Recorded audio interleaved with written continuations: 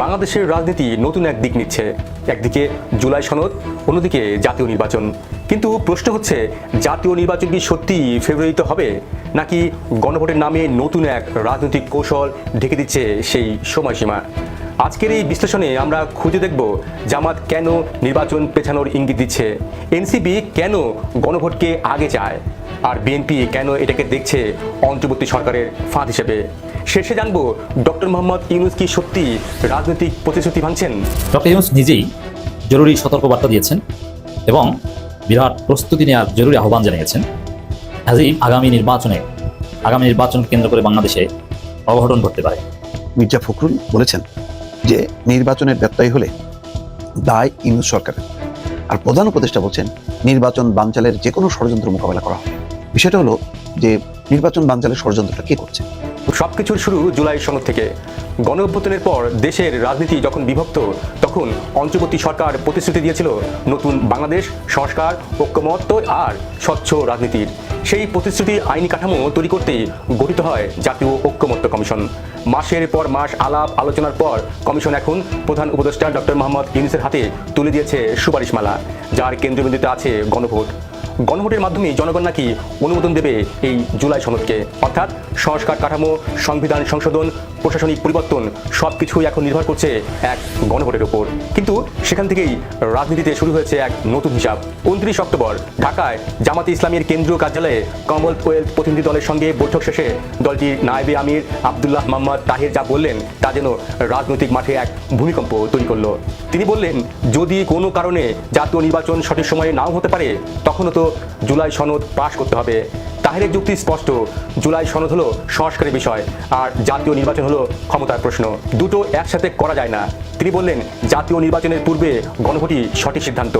আগে গণভোট দিতে হবে, তারপর নির্বাচন। এই বক্তব্য একাধিক ইঙ্গিত দিচ্ছে। প্রথমত, জামাত এখনই নির্বাচন নয়, সনদের বৈধতা প্রতিষ্ঠাকে অগ্রাধিকার দিচ্ছে। দ্বিতীয়ত, তারা নির্বাচনের সময়সীমা পেছানোর রাজনৈতিক যুক্তি তৈরি করছে, যা ফেব্রুয়ারি নির্বাচনকে অনিশ্চয়তার দিকে ঠেলে দিতে পারে।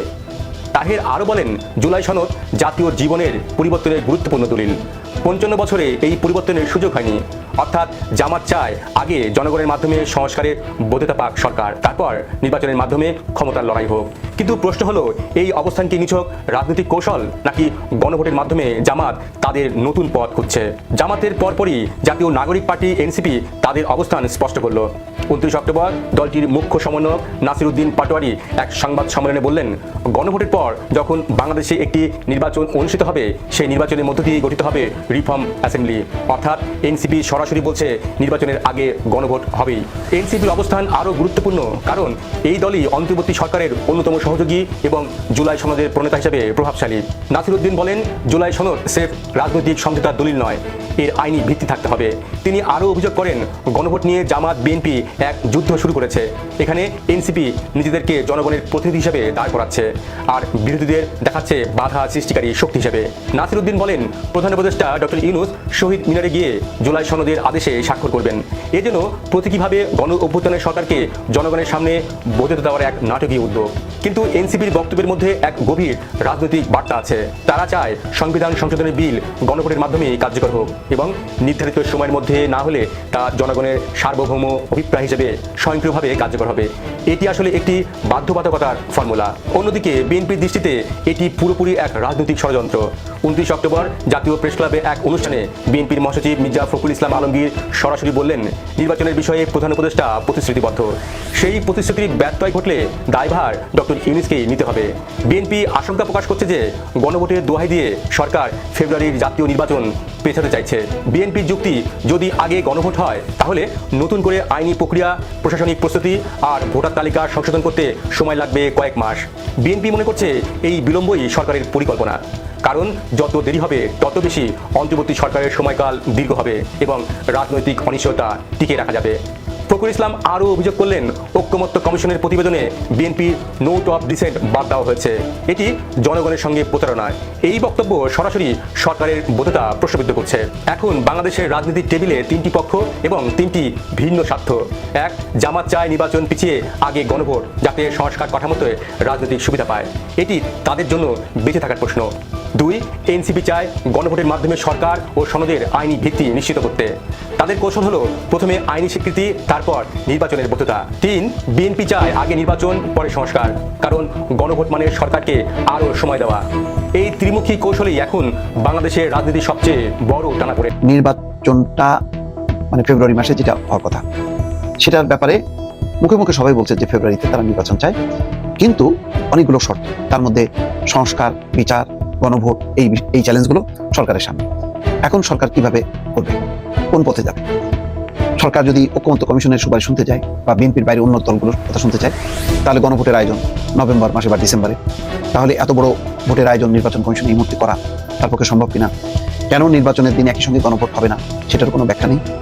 এবং কোনো একটা কারণে, যেহেতু মির্জা ফখরুল ইসলাম আলমগীর বলছেন যে নির্বাচনে ব্যত্যয় হলে দায় ইউনূস সরকারের, এর কারণ হচ্ছে ঐক্যমত্য কমিশন শেষ পর্যন্ত যেই সুপারিশ দিয়েছে তাতে বিএনপির নোট অফ ডিসেন্ট নেই। নোট অফ ডিসেন্ট যুক্ত হলে আবার মানে কিসের উপরে ভোট হবে? যে 84টা সাবজেক্ট, সেই সাবজেক্টের কোনো কোনো বিষয় দ্বিমত আছে, বিএনপির দ্বিমত আছে, সংশোধনী আছে। তো এই সংশোধনী দ্বিমত সহ গণভোট কেমনে হবে, এটা একটা প্রশ্ন। তো আবার গণভোট নির্বাচনের দিন অথবা আগে হতে পারে, দুই রকম সুপারিশ, এবং ডক্টর মোহাম্মদ ইউনূস সেই সুপারিশে সইও করেছে। এরপর পরই দেখা যাচ্ছে যে নির্বাচন নাও হতে পারে, মানে জামাত ইসলাম বলছে, বা নির্বাচন পরেও হতে পারে, পিছিয়ে যেতে পারে, আগে জুলাই সনদ বাস্তবায়ন, এনসিপিও একই কথা বলছে। এবং এর ফলে যেটা হলো যে সরকার, ঐক্যমত্য কমিশন, এনসিপি, জামাত একটা অবস্থানে মোটামুটি চলে গেল, কিন্তু নির্বাচনের বিষয়টা মানে জোরালো হলো না। পরিস্থিতি মোকাবেলার প্রস্তুতি নিতে বললেন প্রধান উপদেষ্টা। মানে সবচেয়ে খারাপ প্রস্তুতি, বড় ধরনের কোনো স্যাবোটাজ, বড় ধরনের কোনো হামলা, নির্বাচন বানচাল করতে বড় কিছু এটা ঘটতে পারে। কি সেটা, কিসের প্রেক্ষিতে এটা প্রধান উপদেষ্টা বলেছে? প্রথম কথা হচ্ছে, আপনারা দেখছেন দর্শক, যে শেখ হাসিনা আন্তর্জাতিক গণমাধ্যমে সাক্ষাৎকার দিতে শুরু করেছে। শেখ হাসিনা সাক্ষাৎকার দিতে শুরু করেছে, বিষয়টা এত সরল নয়। ভারত শেখ হাসিনার মাধ্যমে সাক্ষাৎকার দেওয়াচ্ছে। শেখ হাসিনা 5 আগস্ট পালিয়েছে, 6 আগস্টেই চাইলে সাক্ষাৎকার দিত যদি ভারত সুযোগ দিত, কিন্তু ভারত বলেছে চুপচাপ বসে থাকো। তো এখন যেহেতু শেখ হাসিনার ফাঁসির রায় 13 নভেম্বর হবে, আমরা বিশ্বাস করি, এবং নির্বাচন ঘনিয়ে আসছে, জুলাই সনদের আইনি ভিত্তি সময় এসেছে, এই সময়টাতে এসে ভারত শেখ হাসিনাকে সামনে আছে। এবং শেখ হাসিনার যে কন্টেন্টগুলো, যে বক্তব্যগুলো, যার সার কথা হচ্ছে যে আওয়ামী লীগকে বাদ দিয়ে নির্বাচন তারা করতে দিবে না, তারা নাশকতা করবে, সরল অর্থ এটাই। তো ওইটাকেই হয়তো প্রফেসর ইউনূস স্পিক করেছেন যে না, আগামী নির্বাচনকে কেন্দ্র করে একটা খারাপ পরিস্থিতি ওরা ঘটাতে পারে, তা আমাদেরকে সতর্ক থাকতে হবে, মোকাবেলা করতে হবে, প্রস্তুতি নিতে হবে। তাহলে আওয়ামী লীগের যে নাশকতার পরিকল্পনা, ওটাকে ইঙ্গিত করা হয়ে থাকতে পারে। আর দ্বিতীয় হচ্ছে, এখানে আরেকটা আশঙ্কা আছে, বিএনপি আসলে নির্বাচন চায় না বা নির্বাচন বানচাল করতে চায়, তারা জুলাই ভুলিয়ে দিতে চায়। বিএনপির একটা বিরাট সংকট আছে, বিএনপি ক্ষমতা আসতে পারবে না, তাদের জনপ্রিয়তা নেই, এই জন্য নির্বাচন বানচাল বা এরকম নানান কিছুতে বিএনপির যোগসাজশ থাকতে পারে। অতএব হারু পার্টি সবসময় নির্বাচন বানচাল করছে, অতএব আওয়ামী লীগ তো আছেই, অ্যাট দি সেম টাইম বিএনপিও ঘটনা ঘটাতে পারে। এইরকম একটা ভয় থেকে প্রফেসর ইউনূসের আশঙ্কা হয়ে থাকতে পারে। এখন আসলে কি কিছু পারবে না? কিছু পারবে না, চেষ্টা করবে কিন্তু ধরা পড়বে, বলাই খাবে। আপনাদের মনে আছে 5 আগস্টের পর আওয়ামী লীগ আনসার বিদ্রোহ, অমুক তমুক, প্রশাসনিক জুডিশিয়াল কু করার চেষ্টা করেছিল না? দেখেন, এখন এনসিপি, জামাত, বিএনপির মধ্যে দূরত্ব, কিন্তু আওয়ামী লীগ কিছু করতে গেলে আওয়ামী লীগকে পেটাতে সবাই ঐক্যবদ্ধ হবে, আওয়ামী লীগকে পিটিয়ে হাত পা ভেঙে দেওয়া হবে, ওদের রাজনীতি একদম নাই করে দেওয়া হবে, ওরা কিচ্ছু করতে পারবে না।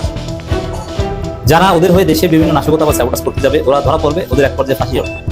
যেমন আগামী নির্বাচনকে কেন্দ্র করে বড় কোনো অঘটন যদি কেউ ঘটাতে চায়, প্রশাসনের কেউ, আর্মির কেউ, ও ফাঁসি হবে, কিচ্ছু করতে পারবে না।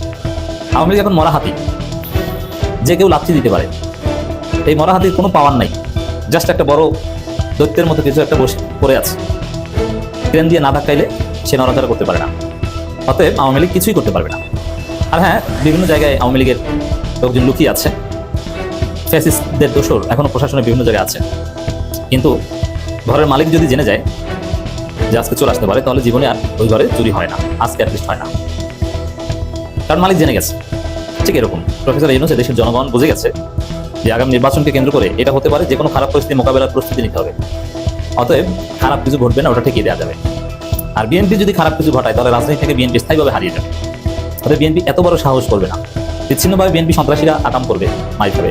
যেমন এই ছাত্র সংসদ নির্বাচনে বিএনপি গুহারা হেরেও বেশি বড় আকাম করেনি। কেন করেনি? বেশি বড় আকাম করতে গেলে আমসালা সব যাবে, স্থায়ীভাবে রাজনীতি থেকে হারিয়ে যাবে। আওয়ামী লীগের সাথে দিল্লিতে কলকাতায় গলাগলি করে থাকা লাগে, এছাড়া কোনো উপায় নেই।